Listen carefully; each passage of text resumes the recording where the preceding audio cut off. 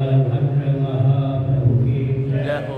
भगवती सुभद्रा देवी की जय हो। चक्र सुदर्शन महाभाग की जय हो। जगदम्बा भगवती की जय हो। हर हर महादेव। गोविंद जय जय गोपाल जय जय गोविंद जय जय गोपाल जय जय राधारमण हरि गोविंद जय जय राधारमण हरि गोविंद जय जय श्री कृष्ण गोविंद हरे मुरारे श्री कृष्ण गोविंद हरे मुरारी नारायण वासुदेवा नाथ नारायण वासुदेव गोविंद जय जय गोपाल जय जय गोविंद जय जय गोपाल जय जय राधारमण हरि गोविंद जय जय राधारमण हरि गोविंद जय जय गोविंद जय जय गोपाल जय जय गोविंद जय जय गोपाल जय जय राधारमण हरि गोविंद जय जय राधारमण हरि गोविंद जय जय गोविंद जय जय गोपाल जय जय गोविंद जय जय गोपाल जय जय राधारमण हरि गोविंद जय जय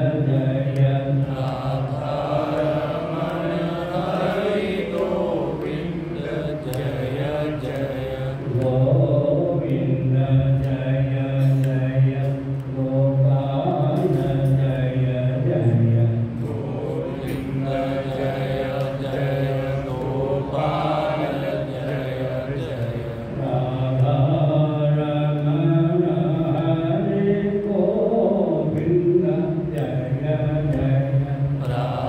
राधारमण हरि गोविंद जय जय हम हिंदू राष्ट्र बनाएंगे हम हिंदू राष्ट्र बनाएंगे हम भारत भव्य बनाएंगे हम भारत भव्य बनाएंगे हिंदू सर से मान सर तक हिंदू सर से मान सर तक भारत बृहद बनाएंगे भारत बृहद बनाएंगे स्वस्तिक चिह्नित सूर्य अंकित स्वस्तिक चिह्नित सूर्य अंकित केसरिया ध्वज लहराएंगे केसरिया ध्वज लहराएंगे हम हिंदू राष्ट्र बनाएंगे हम हिंदू राष्ट्र बनाएंगे हम भारत भव्य बनाएंगे हम भारत भव्य बनाएंगे हम भारत बृहद बनाएंगे हम भारत बृहद बनाएंगे वंदे मातरम वंदे मातरम वंदे मातरम वंदे मातरम वंदे मातरम वंदे मातरम धर्म अध्यात्म राष्ट्र संबद्ध वैकल्प पुरुषों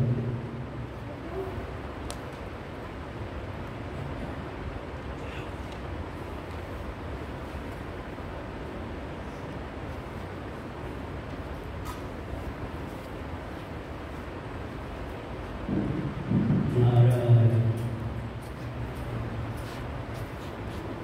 गुरुदेव भगवान की चरणों में कोटि कोटि नमन। भगवान हम सनातन धर्मियों का जो उज्ज्वल इतिहास है, जैसे ऋषि को राम राज्य दिया गया, धर्म राज्य दिया गया और आदि शंकराचार्य भगवान जी ने भी हमें सनातन राष्ट्र दिया। तो वर्तमान जो अभियान है, क्या ये भी भगवत कृपा से आपके मार्गदर्शन में एक नया इतिहास भारत के लिए और हिंदुओं के लिए रखने जा रहा है?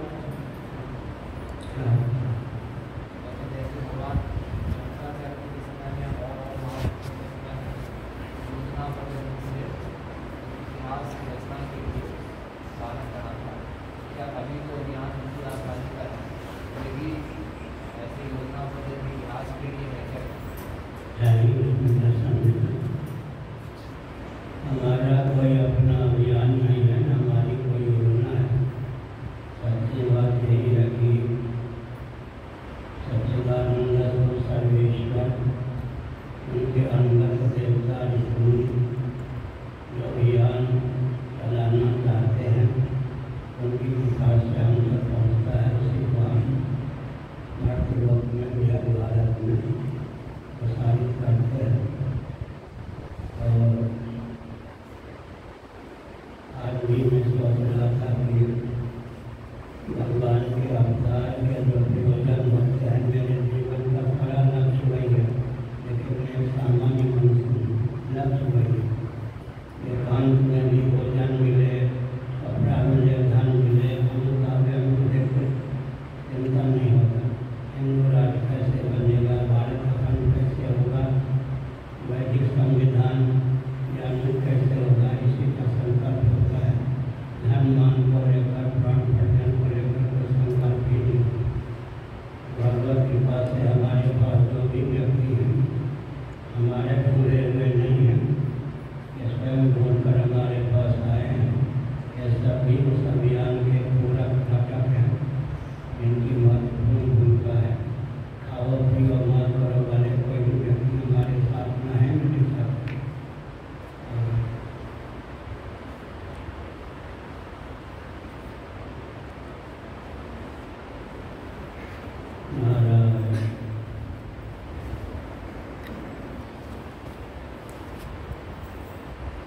भगवान की जन्म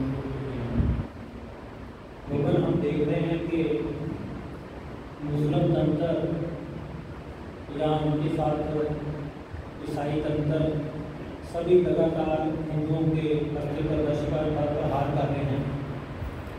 तो इस समय एक तो उनको पक्ष जो है वो शासन तंत्र से भी मिलता ही होगा। दूसरा ये है कि क्या सचमुच में वो अंदर से क्या आक्रामक हैं या अंदर से भयभीत हैं, ऐसा आकलन करते हो?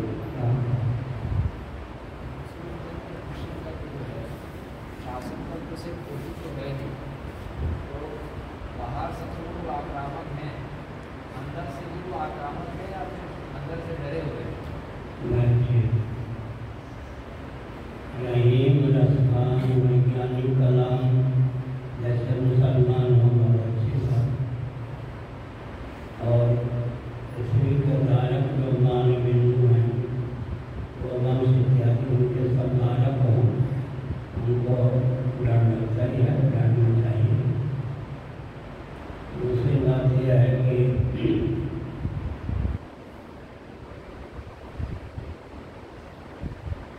शासन तंत्र की कूटनीति को परख करना भी बहुत कठिन है, सबके बस की बात नहीं है। सेवा के नाम पर क्रिश्चियन तंत्र हिंदुओं को क्रिश्चियन बनाने का खुलेआम प्रकल्प चला रहा है। उसे केंद्रीय शासन के द्वारा पूरा सहयोग है। इतनी शर्त है कि हमको मानते रहो, काम करते रहो। हम निश्चित धर्म इसलिए प्रभावित हैं केंद्रीय शासन से, क्योंकि प्रधानमंत्री संचय व्यक्तिगत संचय के पक्षधर हैं। हम निश्चित धर्म की बात यह हो गई और वो वंश इत्यादि की हत्या करने वालों को पूरा प्रोत्साहन करता है, इसलिए मुस्लिम तंत्र भी प्रभावित है। क्रिश्चियन तंत्र को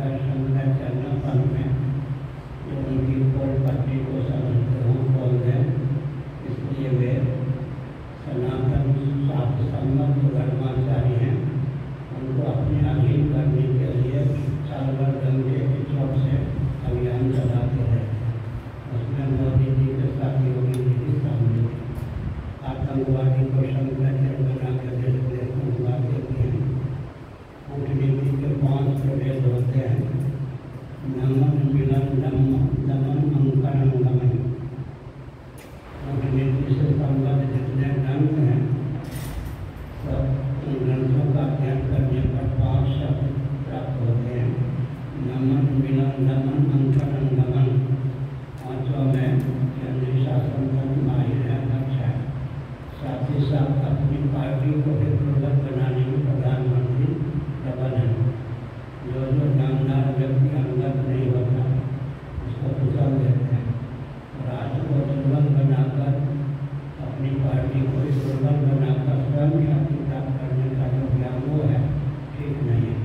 महत्वाकांक्षा की पराकाष्ठा तो है, लेकिन मर्यादा का सर्वत्र अतिक्रमण है तो उचित नहीं है। उनके हित में है राष्ट्र हित।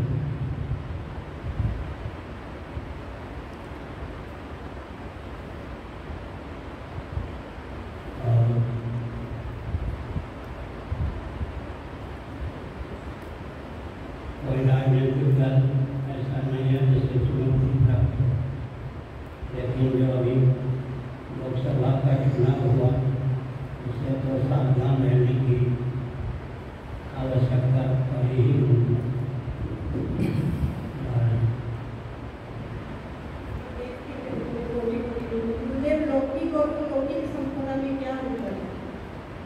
अलौकिक माने पारलौकिक भी होता है। अलौकिक माने दैवी, अलौकिक माने लोक से संबद्ध और अलौकिक माने पूर्व लोकों में संचित वो की अपेक्षा होगा। चतुर्था पूर्णात्मक ब्रह्मांड भी लोग कहे जाते हैं। भगवत तत्व को अलौकिक कहते हैं।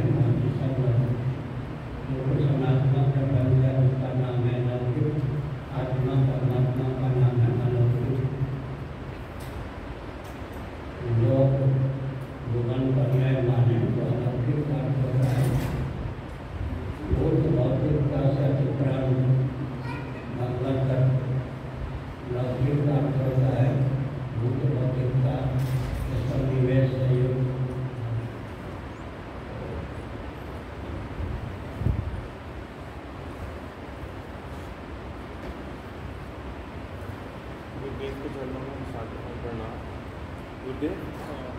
मन की दुर्बलता को कैसे ठीक करें?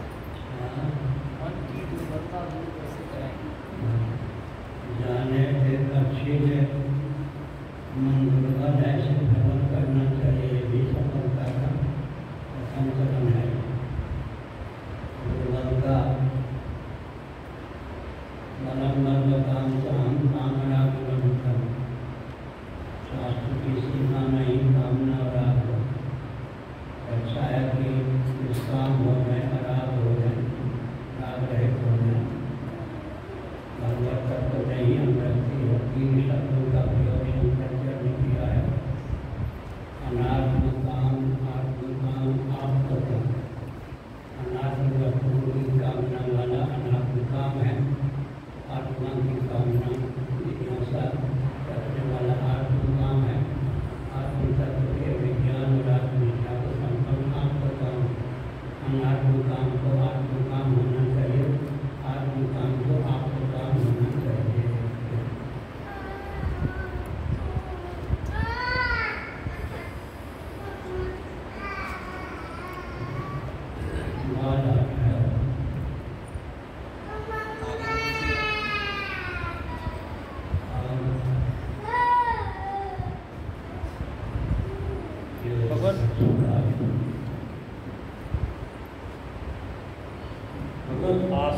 आसन और प्राण वायु पर विजय कैसे पाई जा सकती है? आसन और प्राण वायु विजय प्राण वायु, आसन और प्राण वायु पर विजय कैसे प्राप्त की? आसन और प्राण पर विजय कैसे प्राप्त? आसन पर विजय, आसन को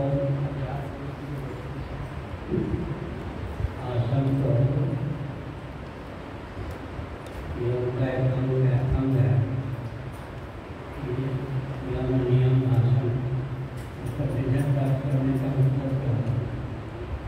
स्थूल शरीर में दिव्यता के आधान के लिए आसन है। प्राणमय कोश में दिव्यता के आधान के लिए प्राणायाम है। मनोमय कोश में दिव्यता के आधान के लिए प्रत्याहार धारणा है। विज्ञानमय कोश में दिव्यता के आधान के लिए ध्यान है।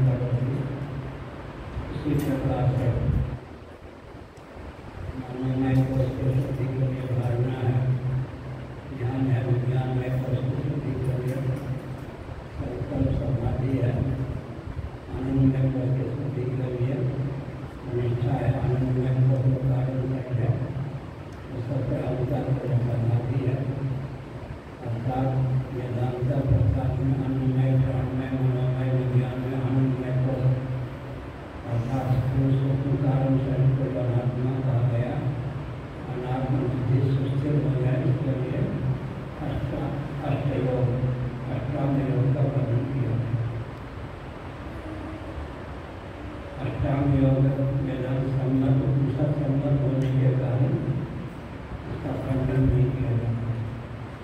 वेदांतियों को यह मत है यम नियम आसन प्राणायाम प्रत्याहार ध्यान समाधि।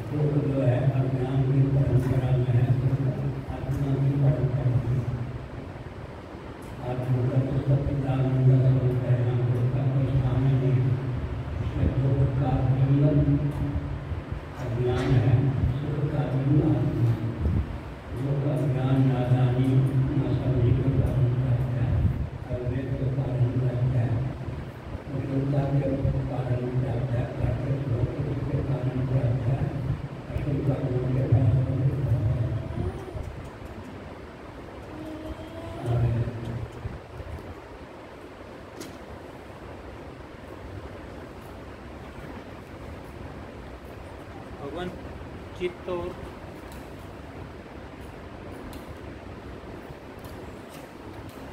और गुण आपस में मिले जुले रहते हैं। हमारा जो चित्त है गुण है सत्व रजो तमस वो आपस में मिले जुले रहते हैं। और इनको अलग करने की क्या विधा है? एक दूसरे से अलग करने की क्या विधा? चित्त और गुण जो है आपस में मिले जुले रहते हैं, तो अलग करने की विधा क्या है?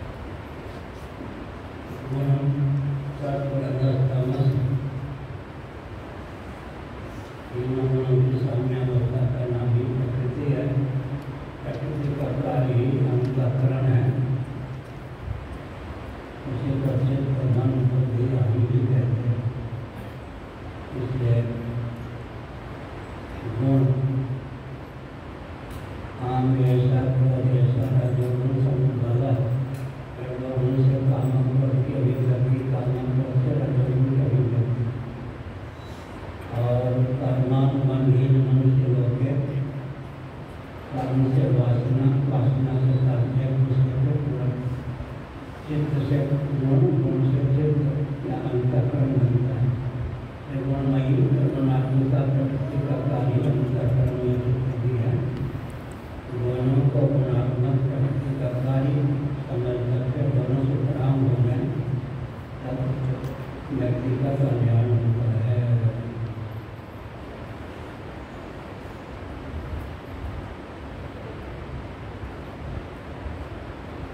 दोनों से प्रणाम का श्रीमद् भागवत का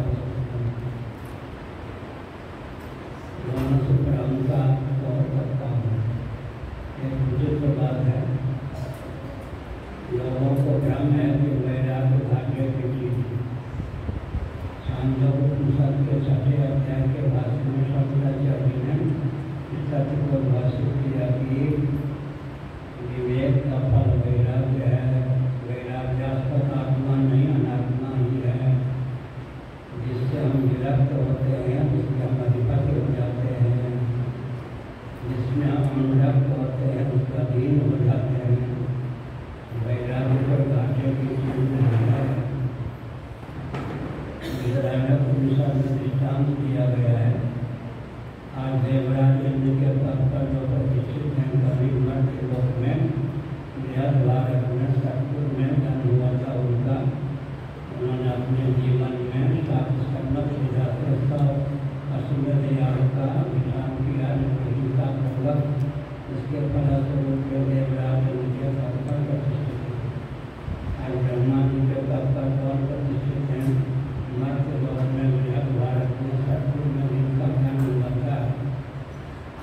जिन्होंने वेदांत शास्त्रों का जीवक अध्ययन किया, लेकिन जिनके चित्त को ब्रह्मा के पद के अतिरिक्त वैभव के अतिरिक्त अगर किसी पद ने वैभव ने समाप्त नहीं किया, उन्होंने अंग्रह उपासना की, अंग्रह उपासना की परिस्थिति के पास तो उनको ब्रह्मा जी का पद प्राप्त हुआ। वेदांत पुरुषों के भक्त में सबको बाधित किया गया। मानव 10 व्यक्ति अंग्रह उपासना करते हैं, 10 ब्रह्मा नहीं होंगे, ब्रह्मा होंगे। 10 में जिसकी इच्छा सुदृढ़ होगी उसी को पहले ब्रह्मा जी के पद की प्राप्ति होगी, वैभव की प्राप्ति होगी। लेकिन जिन्होंने ब्रह्मलोक के वैभव को भी नहीं चाहा, महात्मा होने पर भी उनको फिर तत्व ज्ञान प्राप्त हुआ, सदा के लिए मुक्ति हो गई। इसलिए गीता में 2 ढंग की बात कही गई, दोनों संगत है। गीता का अध्याय ब्रह्मलोक के बच्चे बोलना पड़ता है, एक गया के नाम अन्य वर्त देखना। कर्मोपासना के फलस्वरूप भी देह त्याग के बाद जिनको ब्रह्मलोक प्राप्त होता है, क्षम्य पुण्य मर्त्यलोकम विसंति। लेकिन अंग्रह उपासना की परिस्थिति के कारण जिनको ब्रह्मलोक प्राप्त होता है, ब्रह्मा जी उनको तत्व ज्ञान को उपदेश देते हैं। एक जीव ब्रह्मा के पद को प्राप्त तो कर सकता है, लेकिन ब्रह्मा होकर के और तत्व के हुए बिना नहीं रहता। तेने ब्रह्म हृदय आदि कवय मोहन तिरस्कृतया श्रीमद्भागवत। भगवान अंतर्यामी परमेश्वर चित्त में ब्रह्मा जी का उनका कर्म भी ज्ञान को अभिव्यक्त कर देते हैं, जिससे ब्रह्मा जी क्या हो जाते हैं, जीवन नियमित हो जाते हैं।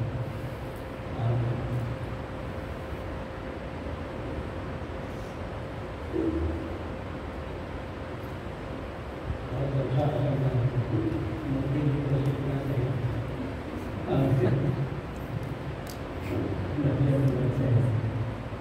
और हाँ, मुसलमान आ गया है।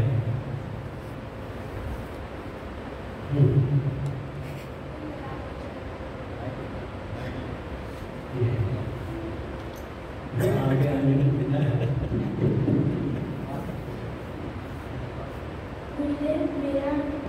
मेरा के चरणों को मेरा प्रश्न ये था कि ऐसा क्यों कि दुनिया में गौहत्या बंद की हुई है?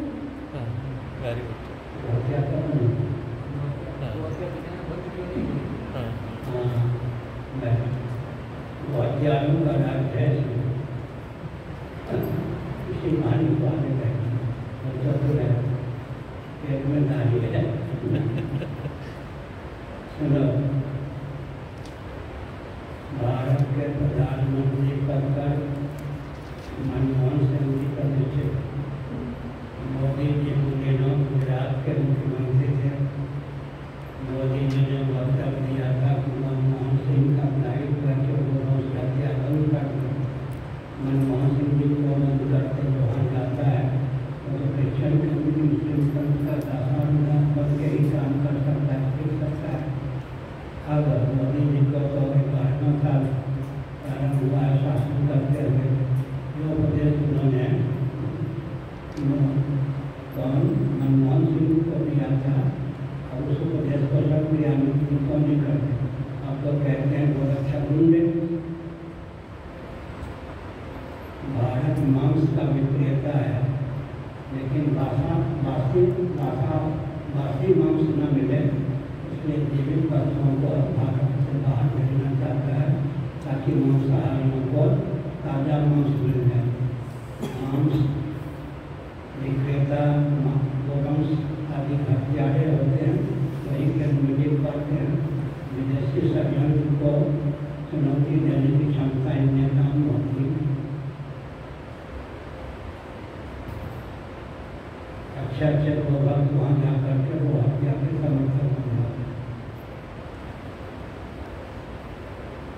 लेकिन ये योजना है, उनकी आलोचना के तात्पर्य नहीं है, अनुमति है।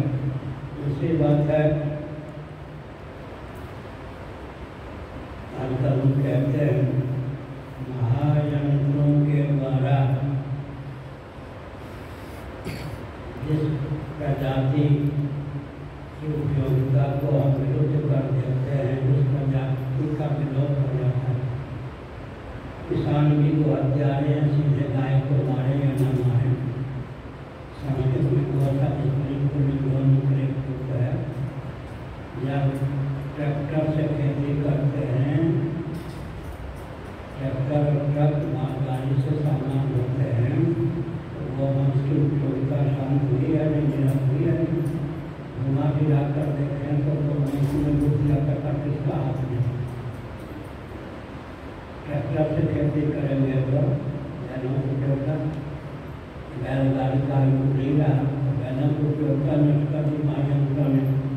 बैलों की प्रजाति कैसे रहेगी? ये पंजाब रहता है, मालूम है कि वहाँ पर ऐसे इंजेक्शन का आविष्कार किया गया है, बछड़े पैदा ही न हो, कई ढंग से हत्या होती है। वो वंश का संरक्षण हो। पृथ्वी के कितने धारक हैं? कितने धारक हैं? 7।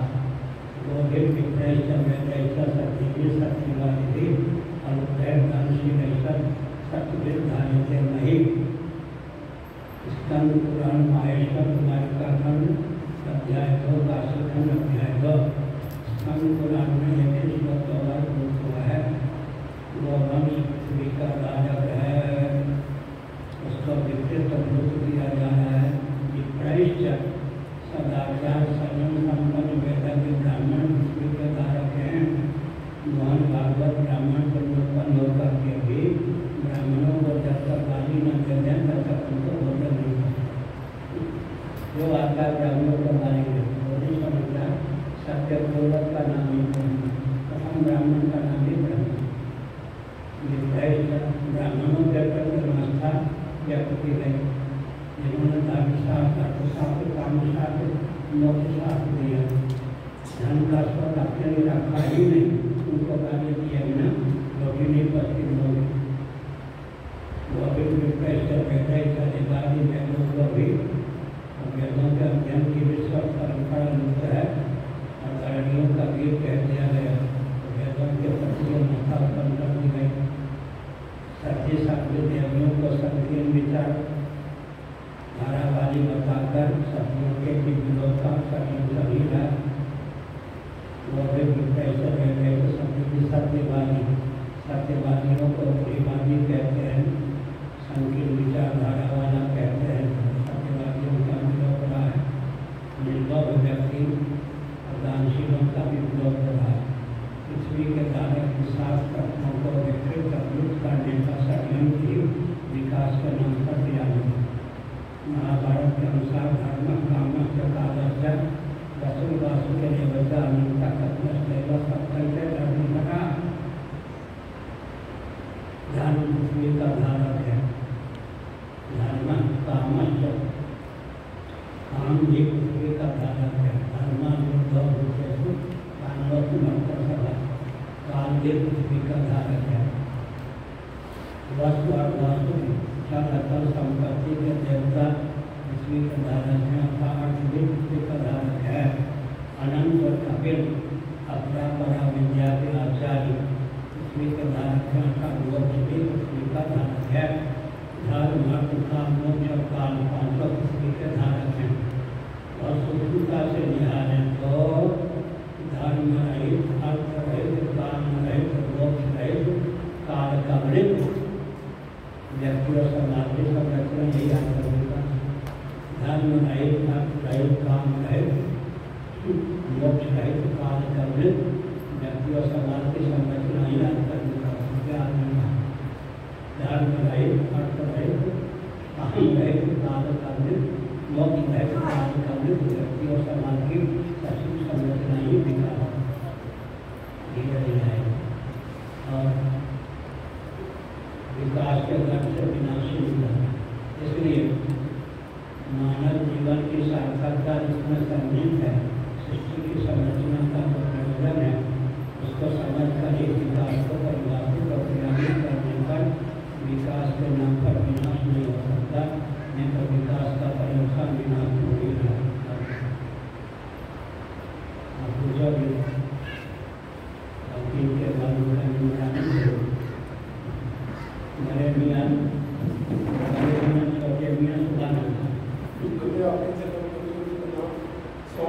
मुझे मेरा प्रश्न है 1860 ईस्वी में मैकल ने इंडियन पीनल कोड बनाया और जिसको शॉर्ट फॉर्म में IPC कहते हैं और एविडेंस एक्ट बनाया 1872 में।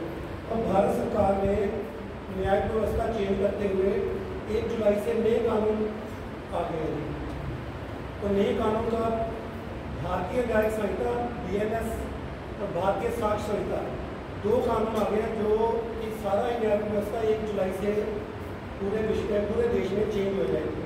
और क्या ये 1860 से जो चल रहा है तो सारा सिस्टम क्या है अभी चेंज करने का भारत सरकार का क्या मोटिव है? और इससे चेंज करने से पूरी पहले पुलिस सारा पढ़ेगी, न्याय वकील सारे पढ़ेंगे जी, जज सारे पढ़ेंगे।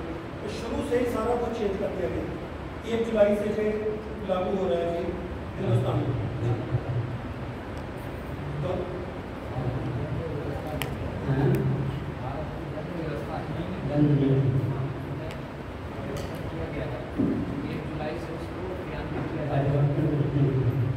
भारत सरकार ने किया है जी क्या परिवर्तन ये किया है जो पहले इंडियन पीनल कोड था जो मैकले ने बनाया था 1860 में और चेंज बंद हो गया। 1860 में गुरुदेव मैकले ने जैसे इंडियन पीनल कोड बनाया था और अभी भारत सरकार ने 1 जुलाई से नए कानून आ गए हैं। भारतीय न्यायिक संहिता उसका नाम रखा गया है BNS जो शॉर्ट फॉर्म में। ऐसे ही एविडेंस एक्ट भी चेंज कर दिया है, क्रिमिनल प्रोसीजर कोड भी चेंज कर दिया है। टोटली न्यायिक व्यवस्था चेंज हो गई है और 1 जुलाई से ये इम्प्लीमेंट होगा पूरे भारत में। दंड व्यवस्था है उसके क्रियान्वयन की व्यवस्था और जो धाराएं जो बदली हैं वो उन सबको अपनी व्यवस्थाएं भी बदली गई केंद्र सरकार की तरफ से और 1 जुलाई से वो पूरे देश भर में लागू हो जाएगी। 1 जुलाई से जो कि 1860 से चलेगी। 1860 में इंडिपेंडेंसी की वैलिडिटी के लिए चलती है। अब ठीक है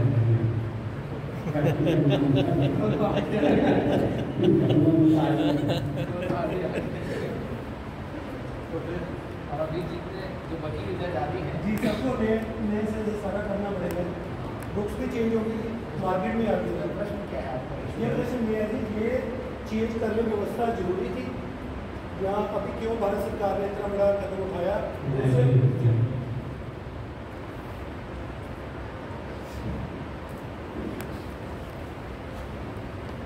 महाभारत में कहा गया है कि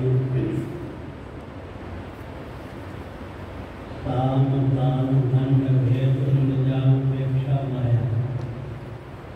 सुनो, नीति के कितने भेद हैं? साम दान दंड भेद इंद्रजाल उपेक्षा माया। 4 की प्रसिद्धि है साम दान दंड भेद उपेक्षा इंद्रजाल माया।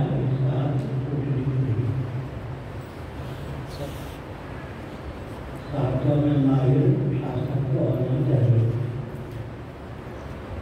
अगर दंड भी है लेकिन अगर दंड पाने की बात दंड पाने योग्य कार्यों में रुचि ही ना लोगों को, सबसे बढ़िया यही है। दंड पाने योग्य कार्यों में स्वतः प्रवृत्ति लोगों की न हो, पहले तो ढंग से शासन करना चाहिए। कदाचित कोई दंडनीय अपराध करता है, समझाने का भी नहीं समझता, उचित दंड मिलना चाहिए। क्योंकि राज्य के बाद नरक मिलता है, राजा को नरक नरक मिलता है। पृथ्वी नरक सही, पांडवों को भी नरक का दर्शन हुआ। क्या अर्थ है? न कम न अधिक। दंड जो है न कम मिले न अधिक मिले, इसमें तो कोई जाती है। अगर रागत देश है तो कम मिल सकता है, अधिक मिल सकता है। इसलिए और दंड की बात कही गई महाभारत में। अगर शासन में उनका दंड सो जाए, दंड का दुरुपयोग होने लगे, सन्यासी भी सम्मान पर नहीं चले। विवेक की प्रगल्भता के आधार पर ही कोई सन्यासी भी नियम नियम का पालन करते हैं, अपने सम्मान पर चलते हैं, इतना विवेक सब में नहीं होता। इसलिए राजा का जो दंड है वो जागरूक हो, दंडनीय को दंड मिले, दंडनीय नहीं है उनको दंड न मिले। और व्यवस्था ऐसी होनी चाहिए कि दंड पाने योग्य कार्य में किसी प्रवृत्ति ही न हो। आजकल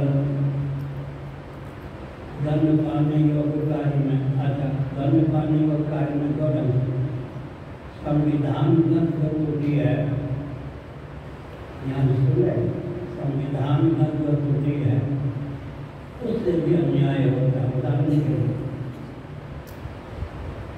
गवर्नमेंट पुलिस एंडोमेंट से मुक्त है, अब हो गया। और अंग्रेजों के शासन काल में तो गवर्नमेंट पुलिस प्रथम से हमने संकेत किया, क्या संकेत किया?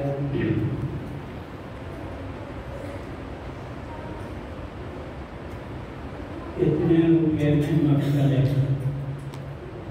नियम है, उतने रुपये में तो विद्यार्थियों का पेट भी नहीं भरेगा। हम नहीं चाहते, लेकिन जो नियम है उस कानून के अधीन में तो गाय का पेट भी नहीं भरेगा। इसलिए नियम ऐसा नहीं होना चाहिए कि व्यक्ति भाग्य होकर के जीवन यापन के लिए, घर संचालन के लिए, लोगों की रक्षा के लिए नियम को दो। पारदर्शिता को नियम होने से भी विपरीत होता है। दंड नीति को समझना भी बहुत कठिन है। महाभारत आदि का जिन्होंने जीवन अध्ययन नहीं किया है वो दंड को भी दंड नहीं दे सकते, कभी दंड नहीं अपराध करके बच सकते हैं।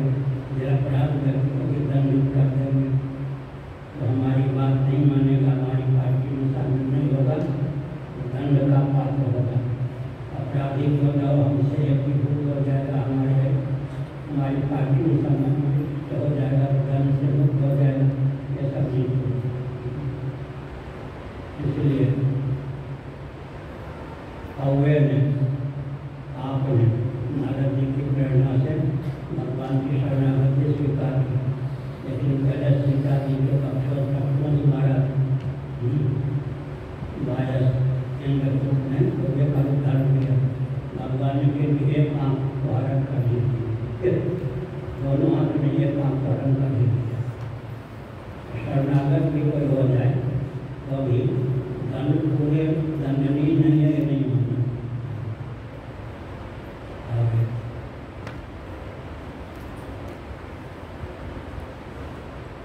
महाभारत आदि का ज्ञान तो नहीं है, दंड का उपयोग होता है।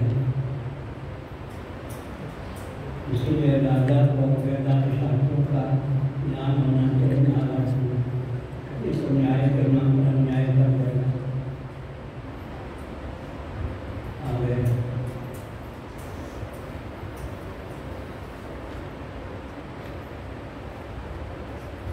भगवान मैं अच्छा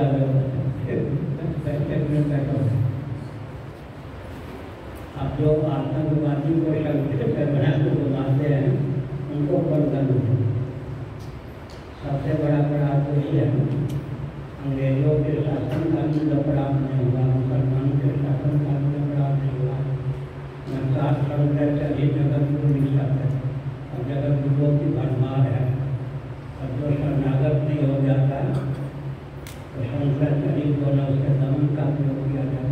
दंड नीति को क्रियान्वित करने वाले स्वयं दंड नीति के दंड के पात्र हैं, क्रियान्वित करने इससे अधिक अपराध क्या हो रहा है। एक आतंकवादी को शंकराचार्य घूम रहा है, उसको RSS के कार्यालय में विदेश में चलाया गया फाइल में। शंकराचार्य आतंकवादी बना, आतंकवादी को शंकराचार्य बना को घुमाया जा रहा है, तो ये दंड क्या देंगे? उसमें दंड के पात्र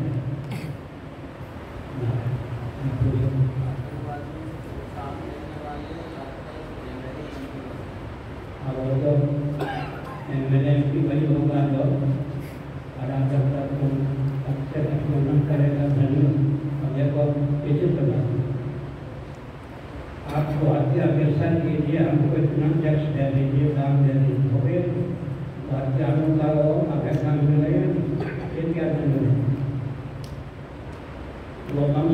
हत्या करते हैं वो अपन अपना समझा देते तो ये दंड क्या देंगे, तो सभी को हत्यारों से दंड देते हैं। दंड क्या देंगे, दंडनीय अपराध करने वाले दंड क्या देंगे।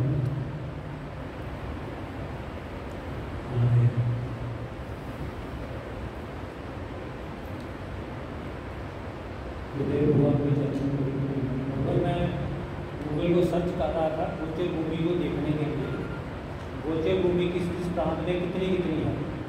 तो उसमें मैंने बूंदी जो जिला है राजस्थान का, उसमें देखा कि एक एक गांव में 1000 से 1500 एकड़ तक गोचर भूमि है, जिस पर सब जमींदारों ने शासन तंत्र ने मिलकर कब्जा कर रखा है।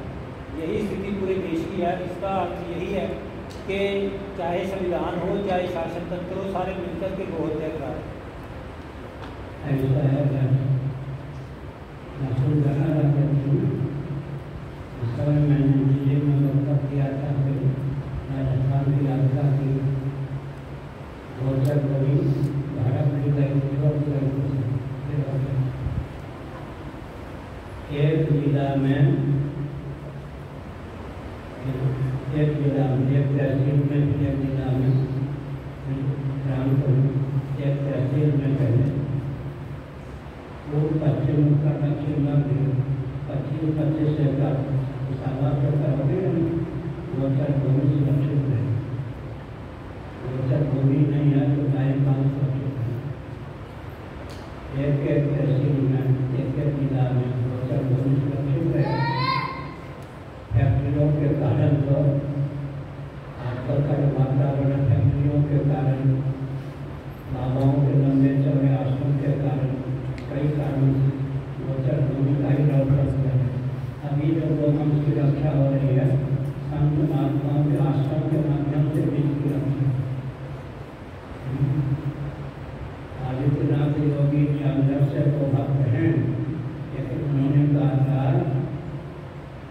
अवैध गोचर खाने को हम बंद करेंगे जब पहली बार मुख्यमंत्री भारत में वैध गोचर खाने भी हैं। जिस देश में गोचर खाने के लोग हैं वैध और अवैध, उस देश का उत्कर्ष क्या होगा। तो ये सब घटना हम बताते हैं। हम ऋषिकेश में रहते थे संख्यासक के एक पटना हाईकोर्ट के एडवोकेट थे अधिकारी, बाबा बन गए, नहीं आत्मानंद का नाम था।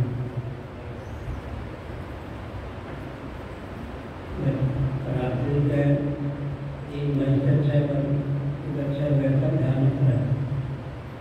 हम उनके शिष्य नहीं थे, लेकिन हम उनकी सेवा करते थे। उन्होंने हमसे कहा मालवीय जी का हिंदू विश्वविद्यालय प्रथम व्यास घोषणा कर मालवीय जी की आस्था दीवार के भी नीचे कुछ छेद होते, हमने जी अखबार ऐसे किसका दिया कर मैं पढ़ूँगा 7 बजे लगभग दीवार खोलूँगा तो आ जाए। मैं 7 बजे गया, दीवार को खड़ा रहा और व्यावहारिक से हो खड़ा 5 घंटे तक मिलाकर भी 70 साल के रहे थक गए बोलते लोग। तो मैंने कहा कि उसका अपराध क्या बना के आप डांट रहे हैं, 7 घंटे से डांट। एक उन्होंने कहा हमने जो अखबार अभी नहीं जिसकाया था, प्रथम पृष्ठ पर एक नेता का वक्तव्य था, पढ़ते उन्होंने सुनाया और उस नेता ने एक वक्तव्य दिया है, इसलिए मैं उसके उनको मैंने खूब मंगला कर सुनाया। हमने कहा वो नेता मैं नहीं, मैंने मेरा वक्तव्य है, मैं उस नेता को मैं जानता हूँ। फिर आप घंटे तक ऊपर जाते रहे, उनको समझ में नहीं आता। मैं उस नेता को जानता हूँ, मैंने वक्तव्य है, वक्तव्य नेता ने दिया, हम उसको अपराध रहे है। मैं तुम्हें महान बनाना चाहता हूँ। तुम भारत के नागरिक हो या नहीं, इस देश में कोई भी गलत काम करता अपराधी है, समझो मैं दंड का पात्र। मैं काम को आसान बनाना था, इसलिए मेरी प्रवृत्ति किसी की आलोचना करने में नहीं होती। मैं समझता हूँ मैं भी तो देश में रहता हूँ, मेरे रहते कोई अपराध होता है